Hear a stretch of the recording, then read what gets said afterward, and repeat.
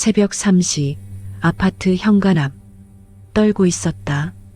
작은 흰색 말티즈 한 마리가 차가운 복도 바닥에 웅크린 채 온몸을 부들부들 떨며 누군가를 기다리고 있었다.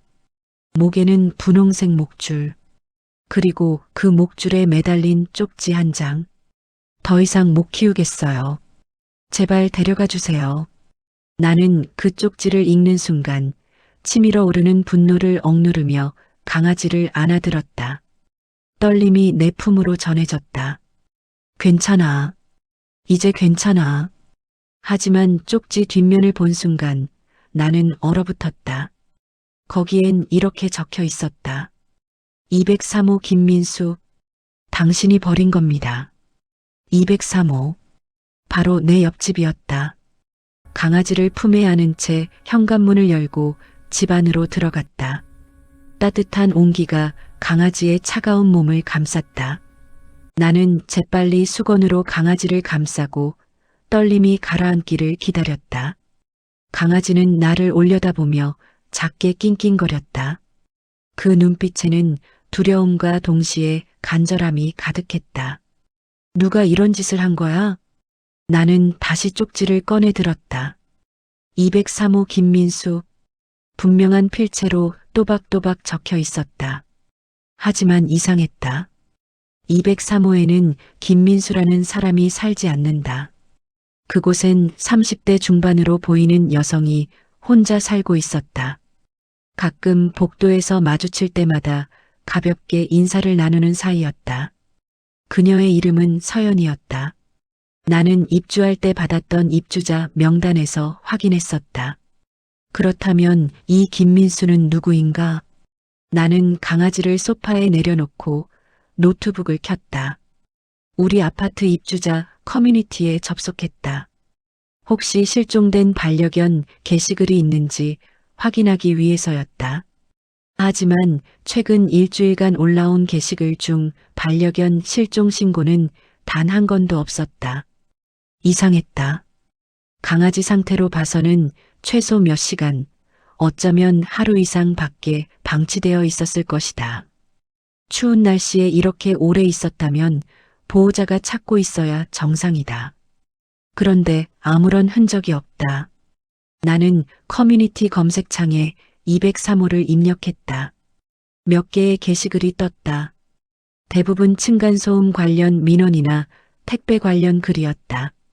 하지만 그중 눈에 띄는 게시글 하나가 있었다.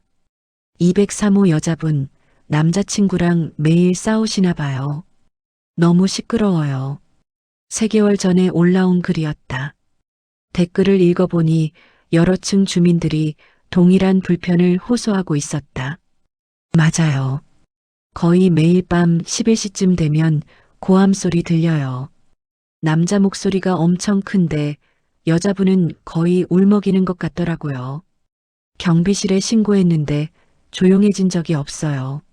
나는 스크롤을 내리며 댓글들을 읽었다. 그리고 가장 최근에 달린 댓글 하나가 눈에 들어왔다. 요즘은 조용한 것 같은데요? 한 달 전부터 소리 안 들리던데. 한 달 전, 나는 달력을 확인했다. 정확히 4주 전부터 203호에서 더 이상 소음이 들리지 않았다는 뜻이다. 그리고 그 시기와 맞물려 나는 203호 앞에서 서연이를 본 적이 없다는 사실을 깨달았다. 아니, 정확히는 203호 현관문이 열리는 걸 본 적이 없었다. 가슴이 철렁했다. 나는 강아지를 다시 안아들고 현관문을 열었다. 복도로 나서자 차가운 공기가 얼굴을 때렸다. 203호는 내 집 바로 옆 왼쪽에 위치해 있었다. 나는 천천히 걸어가 203호 현관문 앞에 섰다. 초인종을 눌렀다. 딩동. 아무 반응이 없었다. 다시 한번 눌렀다. 딩동. 여전히 아무런 기척이 없었다.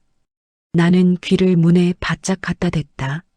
안에서 들리는 소리가 있는지 확인하기 위해서였다. 하지만 고요했다. 인기척이라고는 전혀 느껴지지 않았다. 그때였다. 품 안의 강아지가 갑자기 낑낑거리기 시작했다. 그리고는 203호 현관문을 향해 코를 킁킁거렸다. 마치 익숙한 냄새를 맡은 것처럼. 여기가 내 집이었어? 강아지는 더욱 애절하게 울기 시작했다. 나는 다시 초인종을 연타했다. 딩동, 딩동, 딩동. 하지만 여전히 아무도 나오지 않았다. 나는 휴대폰을 꺼내 경비실에 전화를 걸었다. 몇 번의 신호음 후 나이 지긋한 경비원의 목소리가 들렸다. 네, 경비실입니다. 안녕하세요. 204호 사는 이진우입니다. 혹시 203호에 사시는 분 요즘 보셨나요? 203호요? 잠시만요. 서류 넘기는 소리가 들렸다. 아, 203호 서연희 씨요. 최근에는 못 본 것 같은데요. 택배도 한동안 안 오고 있고요. 얼마나 안 보신 것 같으세요? 글쎄요. 한 달? 아니면 그 이상? 정확히는 모르겠네요. 워낙 입주민이 많아서.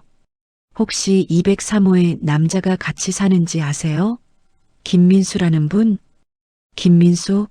잠시만요. 다시 서류 넘기는 소리. 입주자 명단에는 서연희 씨 혼자만 등록되어 있네요.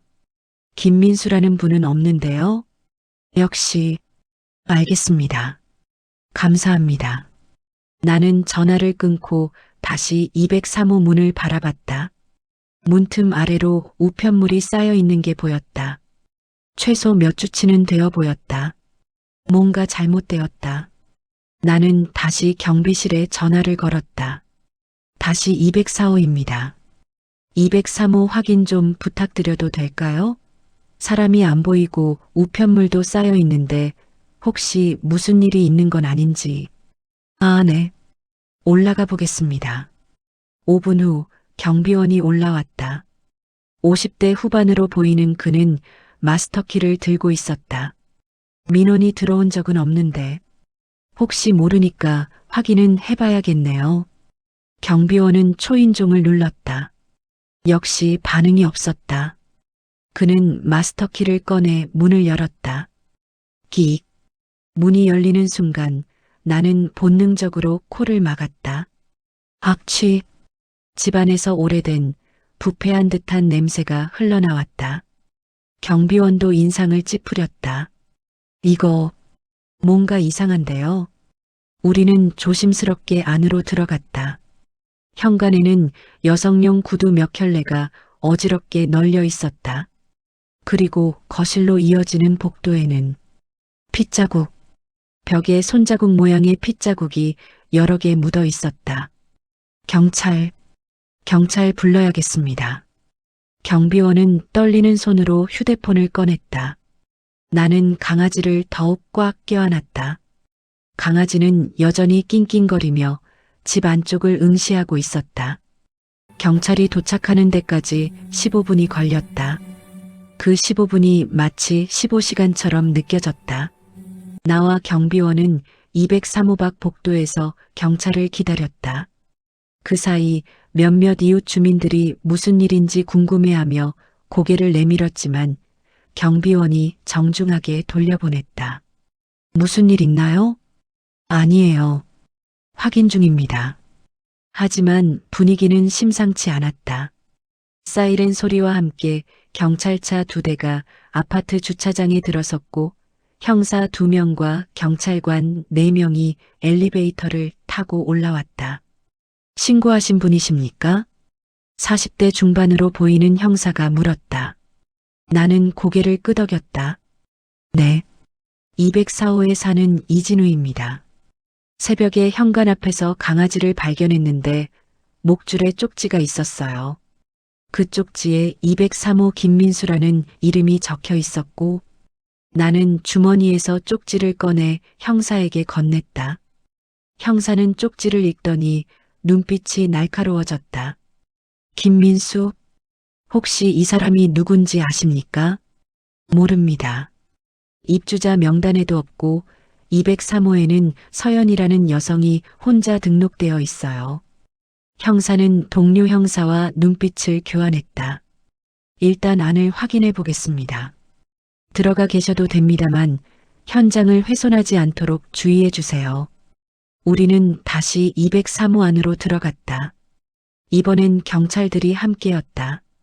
형사들은 장갑을 끼고 신중하게 집안을 조사하기 시작했다. 거실은 어질러져 있었다. 소파가 뒤집혀 있었고 테이블은 한쪽 모서리가 깨져 있었다. 바닥에는 깨진 유리 조각들이 흩어져 있었다. 그리고 벽에는 더 많은 핏자국. 침실 확인합니다. 한 경찰관이 안쪽 방으로 들어갔다. 잠시 후 그의 목소리가 들렸다. 형사님, 이쪽 좀 보십시오. 형사들이 재빨리 침실로 향했다. 나는 거실에 남아 있었지만 침실에서 들리는 대화 소리가 귓가에 들렸다. 침대 시트에 다량의 혈흔이 있습니다. 욕조도 확인했습니다. 배수구 주변의 혈흔 반응이. 사진 촬영하고 감식반 불러. 나는 가슴이 철렁 내려앉는 걸 느꼈다. 품 안의 강아지는 여전히 떨고 있었다. 형사가 침실에서 나왔다. 그의 표정은 굳어 있었다. 이진우 씨, 잠시 얘기 좀 할 수 있을까요? 네. 이 강아지를 어디서 발견하셨다고 했죠? 현관 앞이요. 제 집 현관 앞에 웅크리고 있었어요. 정확히 몇 시였습니까? 새벽 3시쯤이요. 화장실 가려고 일어났는데 밖에서 낑낑거리는 소리가 들려서 확인했어요. 형사는 수첩에 뭔가를 적었다. 쪽지 외에 다른 건 없었습니까? 강아지 몸에 뭔가 묶여 있다거나. 없었어요. 목줄에 쪽지 하나뿐이었습니다. 알겠습니다. 쪽지는 증거물로 보관하겠습니다. 그리고 형사는 잠시 망설이더니 말을 이었다. 203호 서연희 씨를 아십니까? 복도에서 가끔 마주쳤을 때 인사 정도 나누는 사이예요. 깊은 대화를 나눈 적은 없고요. 최근에 본 게 언제입니까? 나는 기억을 더듬었다. 한 달. 아니 어쩌면 한 달 반 전? 정확히는 기억이 안 나는데 꽤 오래전이에요. 그때 서연희 씨 상태는 어땠습니까? 특이한 점은 없었나요? 나는 그날을 떠올렸다. 엘리베이터에서 마주쳤었다. 서연희는 선글라스를 끼고 있었다. 실내인데도 선글라스를 끼고 있었어요. 이상하다고 생각했는데 형사의 눈빛이 더욱 날카로워졌다. 혹시 얼굴에 상처나 멍 같은 게 보였습니까? 선글라스 때문에 잘 안 보였는데. 하지만 입술이 좀 부어 있었던 것 같아요. 그리고 걸음걸이도 좀 부자연스러웠고요. 형사는 고개를 끄덕이며 수첩에 메모했다. 도움 주셔서 감사합니다. 혹시 나중에 추가로 여쭤볼 게 있으면 연락드리겠습니다. 나는 강아지를 안고 내 집으로 돌아왔다. 하지만 잠이 올 리 없었다. 나는 거실 창문을 통해 203호 쪽을 바라봤다. 경찰들이 분주히 움직이고 있었다. 감식반이 도착했고 집 안팎을 샅샅이 뒤지기 시작했다. 강아지는 내 무릎에 얼굴을 묻고 조용히 숨을 쉬고 있었다. 나는 그 작은 머리를 쓰다듬으며 생각했다. 김민수는 누구인가? 서연이에게 무슨 일이 일어난 걸까? 그리고 이 강아지는 모든 걸 봤을까? 다음 날 아침 나는 형사에게서 전화를 받았다. 이진우 씨, 형사 강태준입니다. 어제 203호 관련해서 말씀드린. 네, 기억합니다. 혹시 오늘 시간 되시면 경찰서에 한번 와주실 수 있을까요? 진술서 작성과 함께 몇 가지 더 여쭤볼 게 있어서요. 알겠습니다. 몇 시에 가면 될까요? 오후 2시쯤 괜찮으시겠습니까? 네, 가겠습니다. 나는 전화를 끊고 강아지를 바라봤다. 밤새 곁에서 잔 강아지는 한결 안정된 모습이었다. 밥도 잘 먹었고 물도 마셨다. 너도 같이 가야 할 것 같은데. 강아지는 나를 올려다보며 꼬리를 살짝 흔들었다. 오후 2시 나는 강아지를 데리고 관할 경찰서에 도착했다. 강태준 형사가 조사실로 안내했다. 강아지도 데려오셨네요. 잘하셨습니다. 사실 저희도 강아지를 확인할 필요가 있었거든요. 무슨 확인이요? 등록 여부와 소유주 확인입니다. 혹시 강아지 목에 칩이 있는지 확인해 보셨습니까? 아직 안 해봤는데요. 저희 쪽에서 확인해 보겠습니다. 잠시 후 동물보호가 직원이 와서 강아지를 검사했다. 스캐너를 강아지 목덜미에 대자 기계에서 삑소리가 났다. 칩이 있네요. 등록번호는? 직원이 컴퓨터로 번호를 조회했다. 그리고 화면을 보더니 표정이 굳어졌다. 이거 등록된 소유주가 서연희 씨로 되어 있습니다. 주소도 이 아파트 203호고요. 형사와 나는 눈빛을 교환했다. 강아지 이름은 뭐라고 되어 있나요? 하늘이라고 등록되어 있네요. 하늘. 나는 강아지를 내려다봤다. 강아지. 아니, 하늘이는 나를 올려다보며 조용히 숨을 쉬고 있었다. 그럼 이 강아지는 확실히 203호 서연희 씨의 반려견이 맞네요. 형사가 말했다. 그런데 왜 누군가 이 강아지를 버렸을까요? 그것도 쪽지와 함께. 그게 저희도 궁금한 점입니다. 형사는 파일을 꺼내 내 앞에 펼쳤다. 어제 현장 조사 결과 203호에서 상당량의 혈흔이 발견됐습니다. 거실, 침실, 욕실 곳곳에서요. DNA 검사 결과가 나오려면 시간이 걸리지만 일단 혈흔의 양으로 봐서는 누군가 심각한 부상을 입었거나. 형사는 말을 흐렸다. 서연희 씨의 행방은 확인됐습니까? 아직입니다. 휴대폰도 꺼져 있고 신용카드 사용 내역도 한 달째 없습니다. 직장에도 연락해 봤는데 한 달 전부터 무단결근 상태라고 하더군요. 그럼 김민수는요? 형사는 한숨을 쉬었다. 그게 김민수라는 이름으로 등록된 사람이 너무 많아서 특정하기가 어렵습니다. 하지만 203호 CCTV를 확인해 본 결과 약 2달 전부터 30대 초반으로 보이는 남성이 서연의 씨와 함께 출입하는 게 확인됐습니다. 그 남성이 김민수일 가능성이 높은 거네요. 네. 그런데 문제는 형사가 CCTV 사진을 꺼내 보여줬다. 흐릿하지만 남성의 뒷모습이 찍혀 있었다. 이 남성이 마지막으로 203호에 들어간 게 정확히 한 달 전입니다.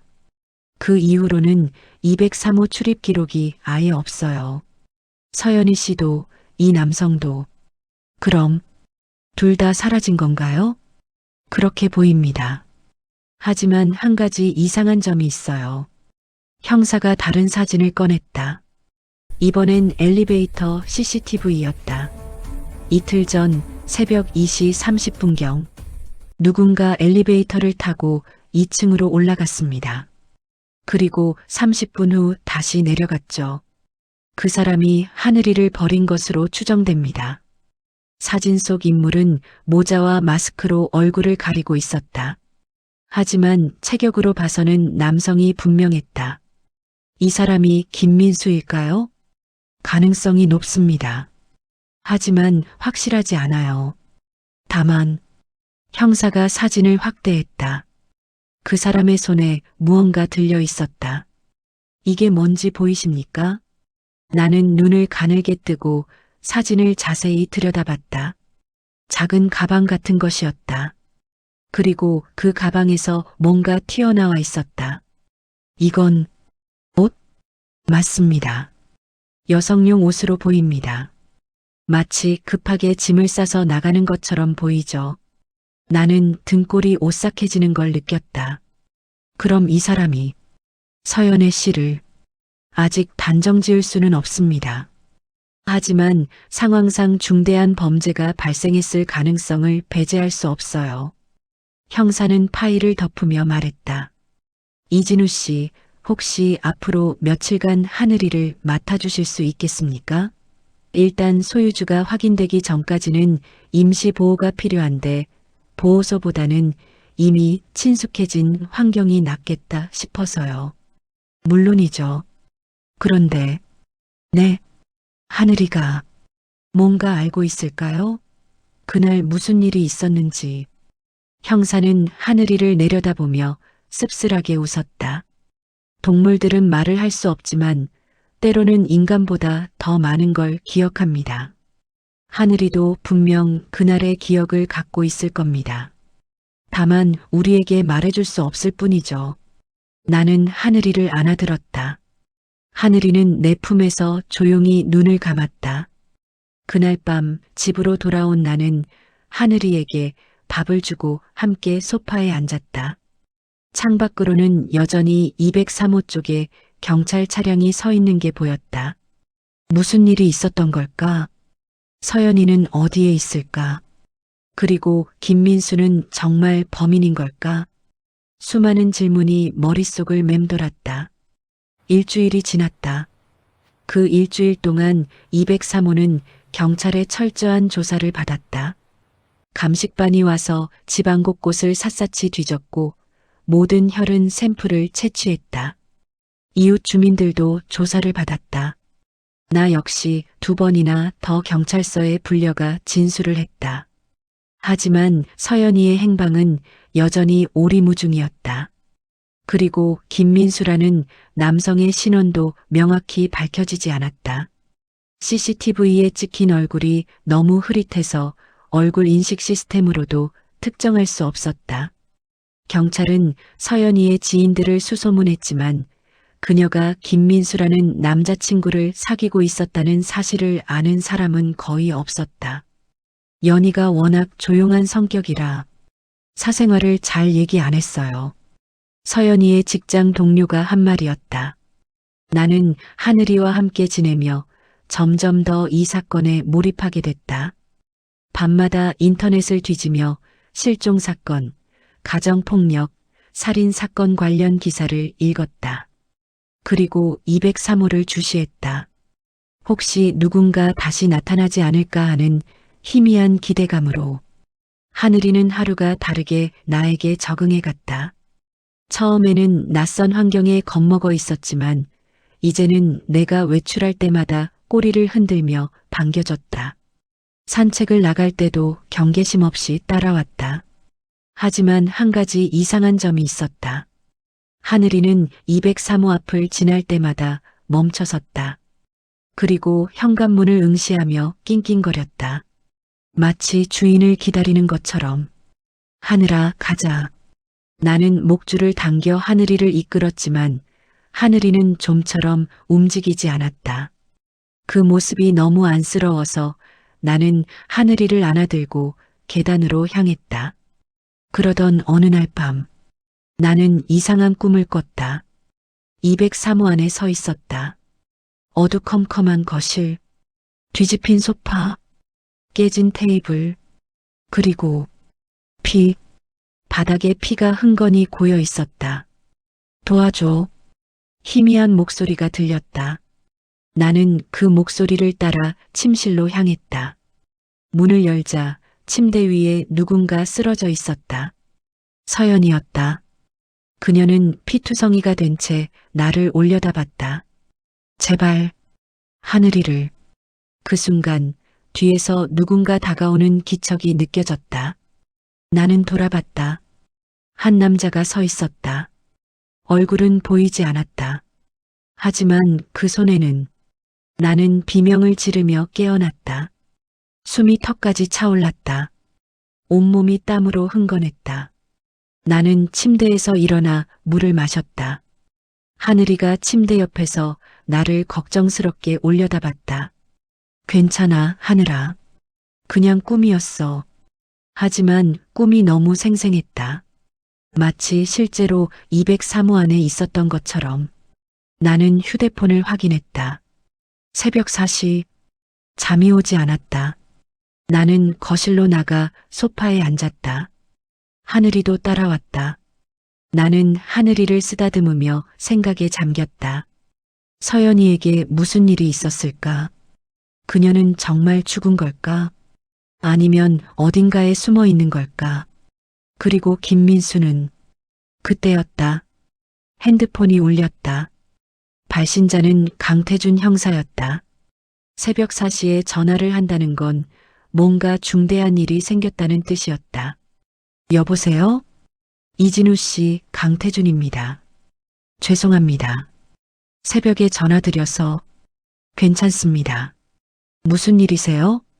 DNA 검사 결과가 나왔습니다. 나는 긴장하며 형사의 다음 말을 기다렸다.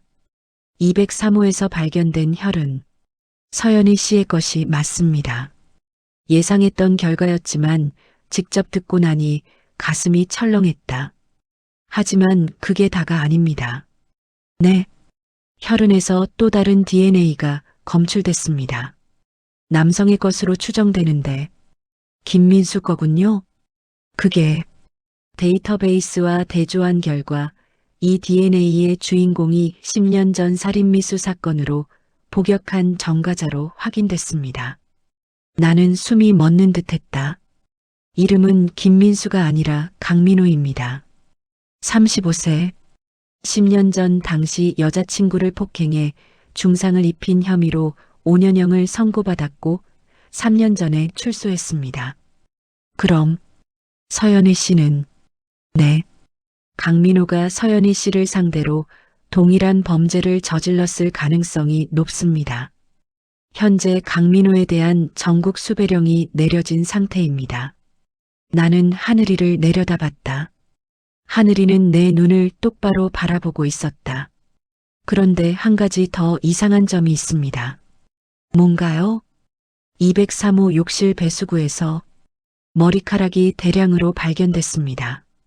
서연희 씨의 것으로 추정되는데 마치 누군가 고의로 머리를 자른 것처럼 보입니다. 왜 그런 짓을 한 거죠? 신원을 숨기기 위해서였을 가능성이 있습니다.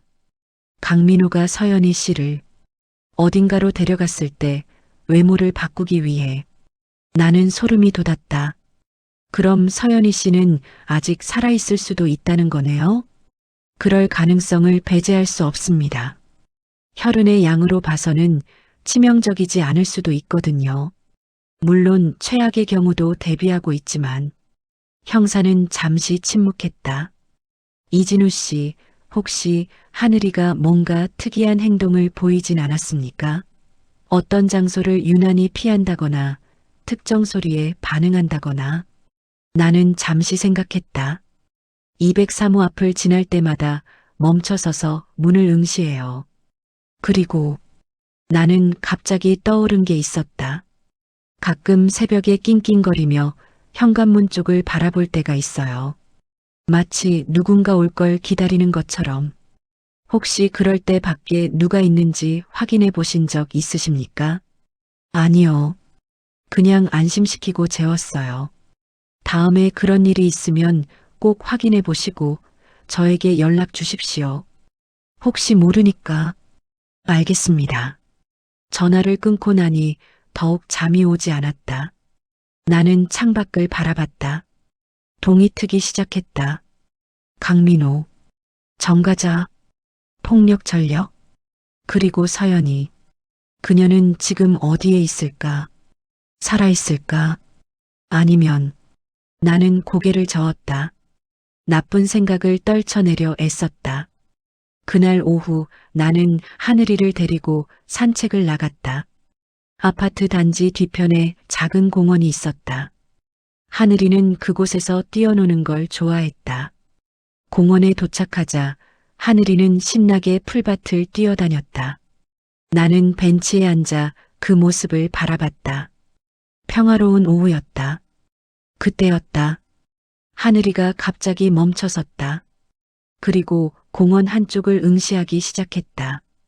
귀를 쫑긋 세우고 낮게 으르렁거렸다. 하늘아, 왜 그래? 나는 하늘이가 바라보는 쪽을 따라 시선을 돌렸다. 한 남자가 서 있었다.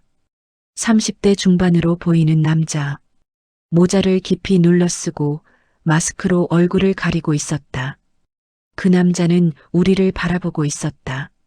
정확히는 하늘이를. 나는 본능적으로 불길함을 느꼈다. 나는 재빨리 일어나 하늘이에게 다가갔다.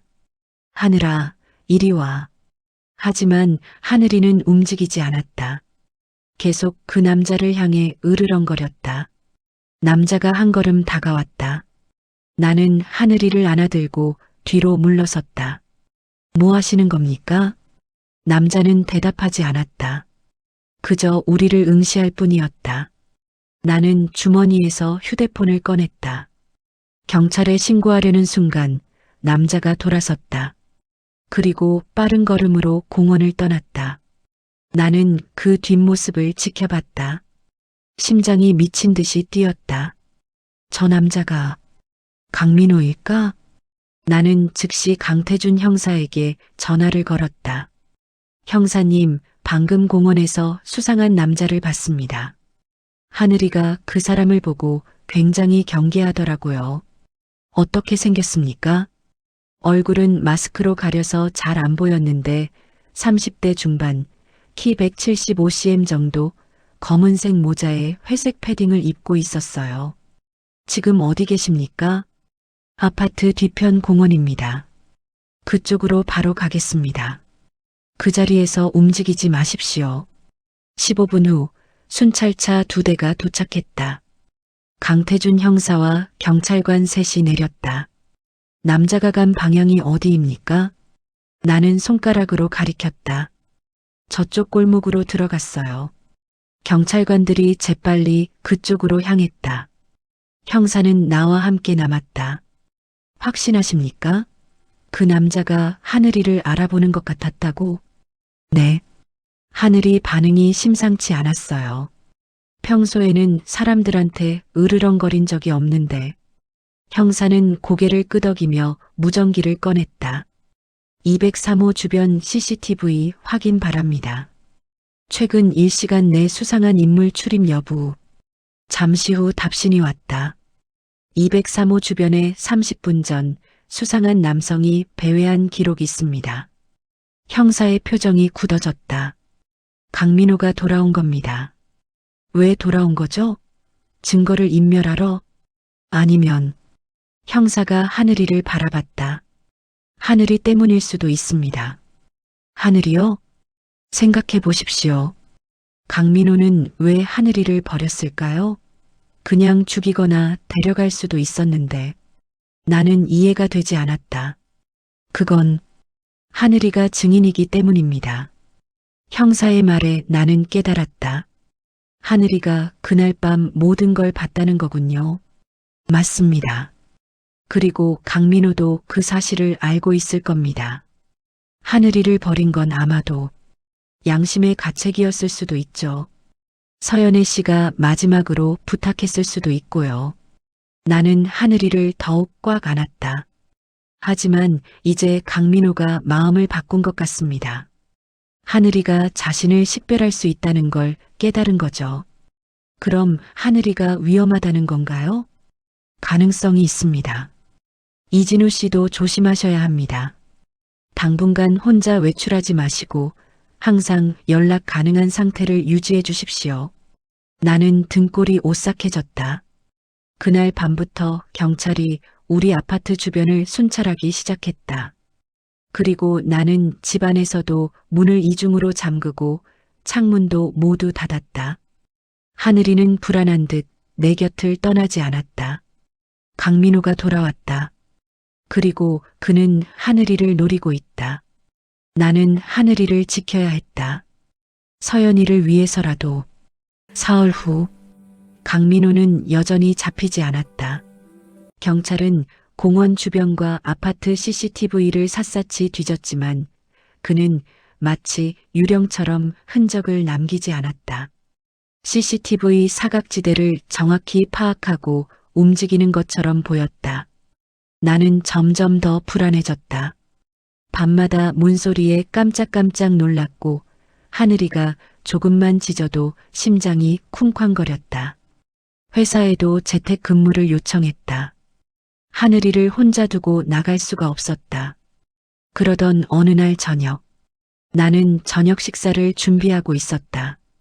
하늘이는 거실에서 장난감을 물고 놀고 있었다. 평화로운 순간이었다. 그때였다. 초인종이 울렸다. 딩동. 나는 움찔했다.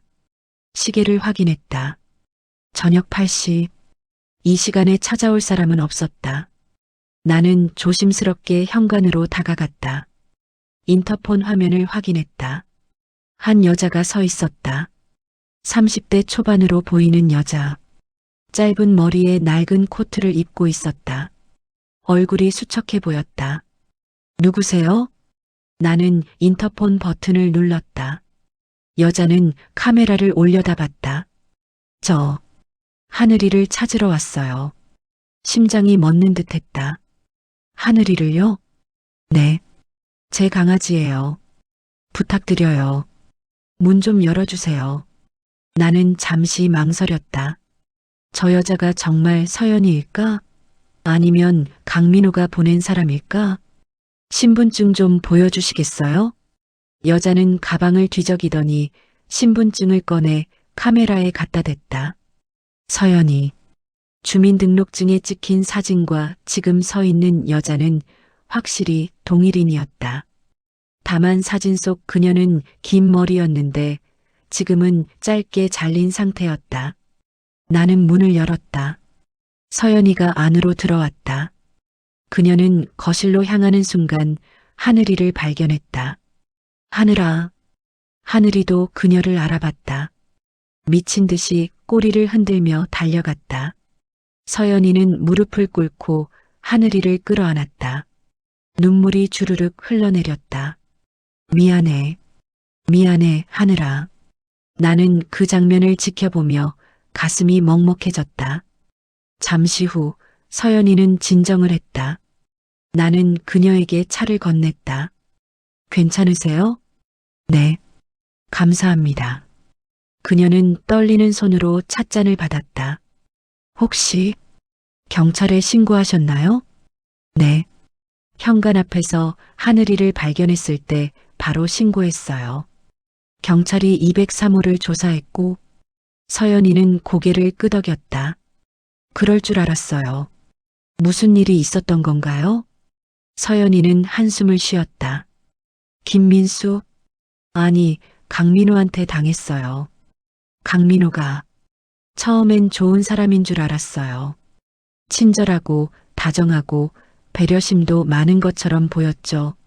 하지만 같이 살기 시작하면서 모든 게 바뀌었어요. 그녀의 목소리는 떨렸다.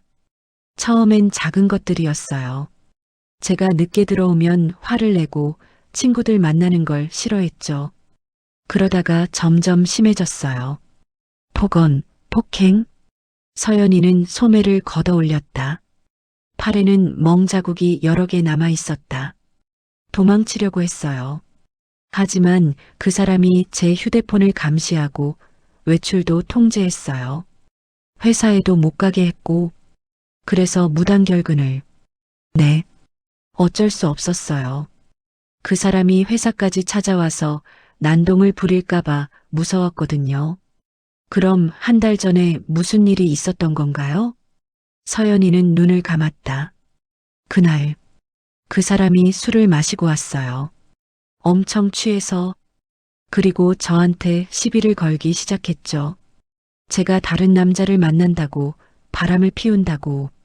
그녀의 목소리가 떨렸다. 저는 아니라고 했어요. 하지만 그 사람은 믿지 않았어요. 그리고 서연이는 말을 잇지 못했다. 눈물이 다시 흘러내렸다. 폭행을 했어요. 이전보다 훨씬 심하게. 저는 죽을 줄 알았어요. 나는 주먹을 꽉 쥐었다. 분노가 치밀어 올랐다. 어떻게 도망쳤어요? 그 사람이 잠깐 화장실에 간 사이에 겨우 정신을 차리고 문을 열었어요. 그리고 계단으로 도망쳤죠. 하지만 하늘이는 데려올 수 없었어요. 서연이는 하늘이를 안으며 울었다. 미안해. 정말 미안해, 하늘아. 그 후에는 어떻게 된 거예요? 친구 집에 숨었어요. 휴대폰도 버리고 머리도 잘랐어요. 그 사람이 절 찾을까봐 그렇게 한 달을 숨어 지냈어요. 왜 경찰에 신고하지 않으셨어요? 서연이는 쓴웃음을 지었다. 신고해봤자 소용없어요. 그 사람 전과 알아요? 살인미수. 맞아요. 그런데도 겨우 5년, 실제로는 7년밖에 안 살았어요. 그리고 출소하자마자 다시 똑같은 짓을 한 거예요. 저한테. 그녀는 고개를 저었다. 경찰에 신고해도 그 사람은 또 몇 년 후에 나올 거예요. 그리고 저를 찾아올 거고, 이번엔 정말 죽일 거예요. 그래서 도망친 건가요? 네. 다른 방법이 없었어요. 나는 깊은 한숨을 쉬었다. 하지만 강민호가 하늘이를 찾으러 돌아왔어요. 며칠 전 공원에서 봤어요. 서연이는 얼굴이 새하얘졌다. 뭐라고요? 하늘이를 노리고 있는 것 같아요. 안 돼. 하늘이는 아무 잘못이 없는데. 서연이는 하늘이를 더욱 꽉 껴안았다. 이진우 씨, 부탁이에요. 하늘이를 좀 더 지켜주실 수 있어요? 제가 지금 당장 데려가면 그 사람이 뒤쫓아올 거예요. 하지만, 제발이요. 며칠만요. 제가 어딘가로 완전히 떠날 준비를 할게요. 그리고 나서 하늘이를 데리러 올게요. 나는 망설였다. 경찰에 연락해야 해요. 서연이 씨가 살아있다는 걸 알아야. 안 돼요. 서연이가 소리쳤다. 경찰이 개입하면 그 사람이 더 격해질 거예요. 저는 그냥 조용히 사라지고 싶어요. 그 사람 눈에 띄지 않게. 나는 그녀의 눈을 바라봤다. 그 눈에는 두려움과 절망이 가득했다. 알겠어요. 하지만 조건이 있어요. 뭔데요? 최소한 제 연락처는 갖고 계세요. 그리고 위험한 일이 생기면 바로 연락하세요. 제가 즉시 경찰에 신고할 테니까요. 서연이는 고개를 끄덕였다. 감사합니다. 정말 감사해요. 그녀는 일어서서 하늘이에게 마지막 인사를 했다. 하늘아, 조금만 기다려. 엄마가 꼭 데리러 올게. 하늘이는 낑낑거리며 그녀를 올려다봤다. 서연이는 현관문을 열고 나갔다. 나는 그녀의 뒷모습을 지켜봤다. 그리고 문을 닫는 순간 불안감이 엄습했다. 내가 제대로 된 결정을 한 걸까? 경찰에 알려야 하는 게 아닐까? 하지만 서연이의 간절한 눈빛이 떠올랐다. 나는 하늘이를 안아들었다. 하늘아, 우리 조금만 더 힘내자. 하늘이는 내 얼굴을 핥았다. 그날 밤 나는 잠을 이룰 수 없었다. 계속 서연이 생각이 났다. 그녀는 지금 어디로 간 걸까? 안전한 곳에 있을까? 새벽 2시쯤 하늘이가 갑자기 짖기 시작했다. 와랄랄. 나는 화들짝 놀라 일어났다. 하늘아, 왜 그래? 하늘이는 현관문 쪽을 향해 계속 짖었다. 나는 조심스럽게 인터폰 화면을 확인했다. 아무도 없었다. 하지만 하늘이는 계속 짖었다. 나는 문을 열고 복도를 확인했다. 텅 비어 있었다. 하지만 이상한 느낌이 들었다. 공기가 달랐다. 마치 누군가 방금 지나간 것처럼. 나는 재빨리 문을 닫고 잠갔다. 그리고 휴대폰을 꺼내 강태준 형사에게 문자를 보냈다. 하늘이가 갑자기 짖기 시작했어요. 밖에 누군가 있었던 것 같은데 CCTV 확인 부탁드립니다. 5분 후 형사에게서 전화가 왔다. CCTV 확인했습니다. 1분 전 계단으로 내려가는 남성이 포착됐습니다. 강민호인가요? 얼굴은 확인되지 않았지만 체격상 강민호일 가능성이 높습니다. 그럼 순찰차를 바로 보내겠습니다. 문 절대 열지 마시고 제가 도착할 때까지 기다리십시오. 나는 전화를 끊고 하늘이를 안았다. 강민호가 왔다. 우리를 노리고, 그리고 아마도 서연이도. 다음 날 아침, 경찰이 밤새 아파트 주변을 수색했지만 강민호는 발견되지 않았다. 하지만 203호 현관문 손잡이에서 그의 지문이 검출됐다. 그가 확실히 이곳에 왔었다는 증거였다. 강태준 형사는 내게 안전가옥으로 이동할 것을 권했다. 하지만 나는 거절했다. 서연이가 하늘이를 찾으러 올 수도 있었기 때문이다. 이진우 씨, 너무 위험합니다. 강민호는 이제 당신까지 타겟으로 삼고 있어요. 알아요. 하지만 며칠만요. 서연희 씨가 하늘이를 데리러 온다고 했어요. 형사는 한숨을 쉬었다. 서연희 씨 말이 나와서 그런데 혹시 그분 연락처 알고 계십니까? 나는 주저했다. 서연희는 경찰에 연락하지 말아달라고 했다. 죄송하지만 모릅니다. 형사는 나를 의심스럽게 바라봤지만 더 이상 묻지 않았다. 알겠습니다. 하지만 무슨 일이 있으면 바로 연락 주세요. 형사가 떠난 후 나는 서연이에게 문자를 보냈다. 강민호가 어젯밤에 왔어요. 빨리 하늘이를 데리러 오세요. 위험해요. 답장은 오지 않았다. 1시간이 지나도 2시간이 지나도 답장이 없었다. 불안감이 커졌다. 혹시 강민호가 서연이를 찾아낸 건 아닐까? 나는 더 이상 기다릴 수 없었다. 강태준 형사에게 전화를 걸었다. 형사님, 사실 어제 서연희 씨가 집에 왔었어요. 뭐라고요? 나는 어제 있었던 일을 모두 설명했다. 형사는 심각한 목소리로 말했다. 왜 바로 알리지 않으셨습니까? 서연희 씨가 경찰에 신고하지 말아달라고 했어요. 강민호가 더 격해질까봐. 이진우 씨, 그건 잘못된 판단입니다. 서연희 씨는 지금 매우 위험한 상황에 있어요. 강민호는 그녀를 찾아낼 겁니다. 저도 알아요. 그래서 지금 연락한 거예요. 서연희 씨한테 문자를 보냈는데 답이 없어요. 휴대폰 번호 알려주십시오. 나는 서연희의 번호를 알려줬다. 형사는 즉시 위치 추적을 시작했다. 30분 후 형사에게서 전화가 왔다. 휴대폰 위치가 강 근처 야산으로 나옵니다. 지금 출동하고 있으니 이진우 씨는 절대 움직이지 마십시오. 네, 알겠습니다. 하지만 나는 가만히 있을 수 없었다.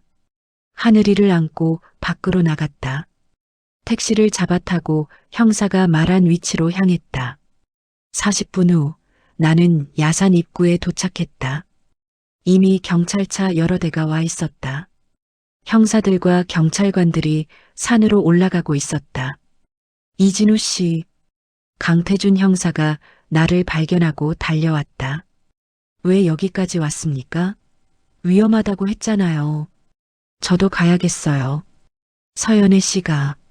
형사는 한숨을 쉬며 고개를 끄덕였다. 알겠습니다. 하지만 제 뒤에 있으세요.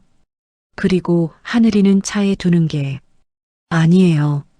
하늘이도 데려갈래요. 서연혜 씨가 하늘이를 보면 안심할 거예요. 우리는 산으로 올라갔다. 오솔길을 따라 20분쯤 걸었을까? 앞쪽에서 경찰관 한 명이 손을 들어 신호를 보냈다. 형사님, 이쪽입니다. 우리는 그쪽으로 달려갔다. 작은 오두막이 보였다. 낡고 버려진 것처럼 보이는 오두막. 그 앞에 한 남자가 서 있었다. 강민호였다. 그는 오두막 문을 막아서며 우리를 노려봤다. 경찰, 꽉 잡마, 손 들어. 경찰관들이 총을 겨누며 소리쳤다. 강민호는 비웃었다. 손 들라고? 웃음내. 들어올 테면 들어와봐. 안에 뭐가 있는지 보고 싶지 않아? 형사가 한 발 다가갔다. 강민호, 더 이상 도망칠 곳 없어. 순순히 나와. 나가면 감옥에 또 처박히겠지. 이번엔 뭐야, 10년?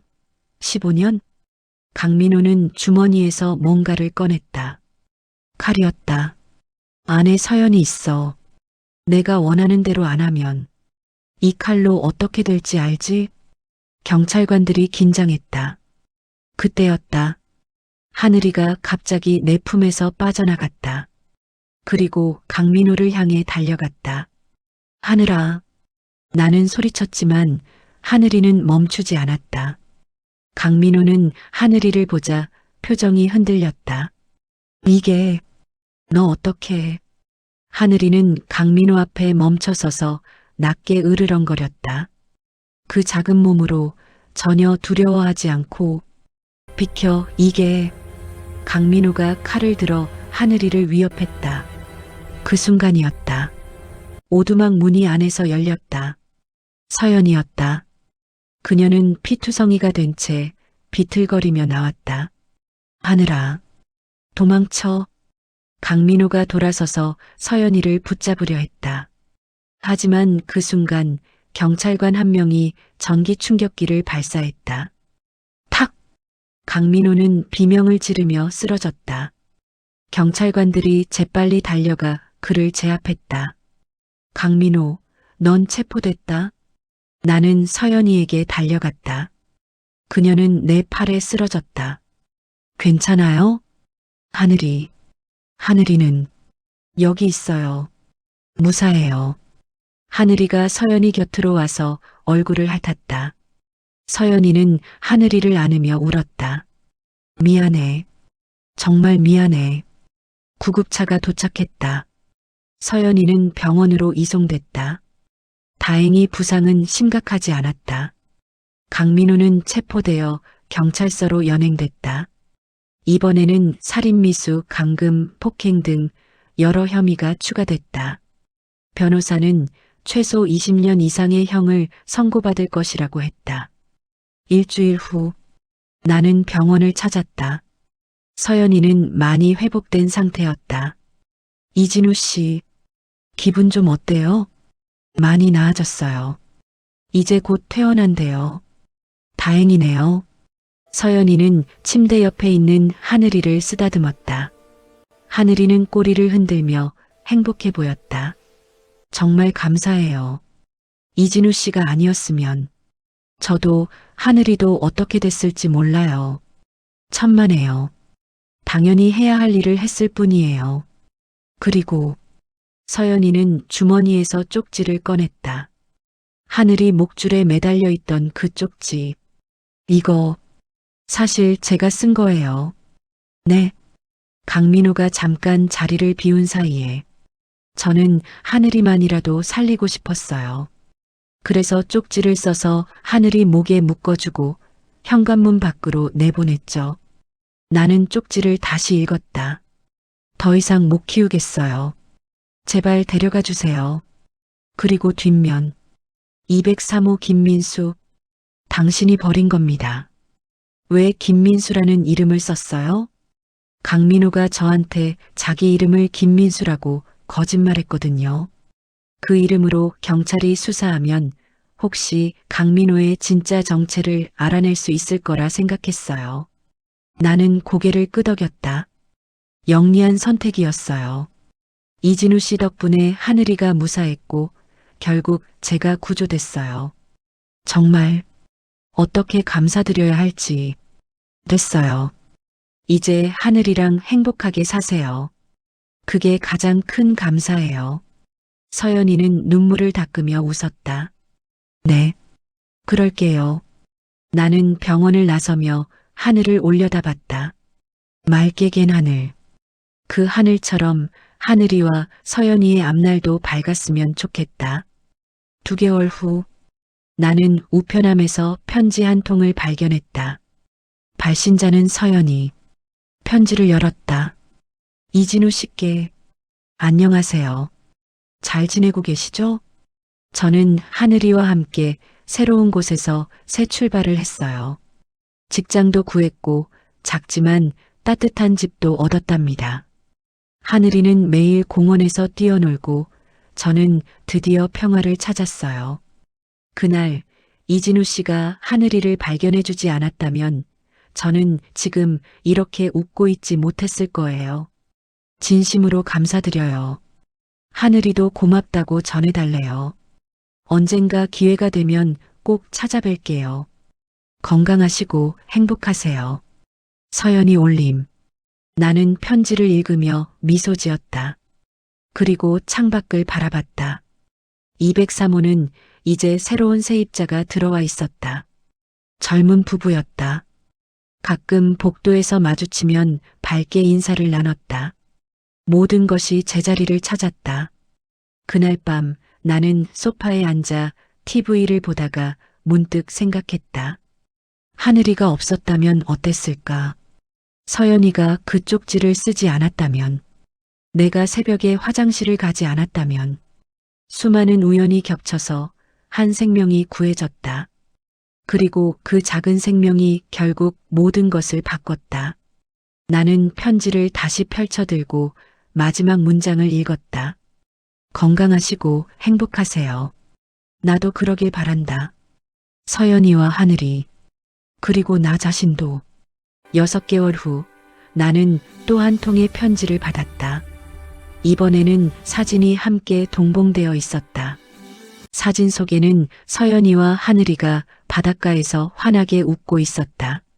하늘이는 파도를 향해 뛰어가고 있었고 서연이는 그 모습을 바라보며 행복한 표정을 짓고 있었다. 편지에는 이렇게 적혀 있었다. 이진우 씨, 우리 정말 행복해요. 고마워요. 나는 사진을 액자에 넣어 거실벽에 걸었다. 그리고 가끔 그 사진을 보며 생각했다. 세상에는 여전히 고통받는 사람들이 많다. 하지만 작은 용기와 관심이 누군가의 인생을 바꿀 수 있다. 하늘이가 그랬던 것처럼, 서연이가 그랬던 것처럼, 그리고 나도 그랬던 것처럼. 현관 앞에서 떨고 있던 강아지, 목줄에 적힌 한 문장. 그것이 모든 것의 시작이었다. 그리고 지금 모든 것이 해피엔딩으로 끝났다. 강민호는 25년형을 선고받았다. 가석방 없이. 그는 다시는 세상에 나와 누군가를 해칠 수 없을 것이다. 서연이는 새로운 삶을 살고 있다. 트라우마 치료도 받으며 조금씩 회복하고 있다. 하늘이는 매일 행복하게 뛰어놀고 있다. 그리고 나는 그저 평범한 일상으로 돌아왔다. 하지만 한 가지는 변했다.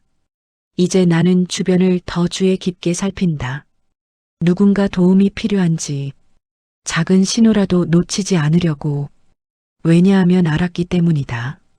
작은 관심이 생명을 구할 수 있다는 것을, 그리고 그것이 얼마나 큰 의미를 갖는지를.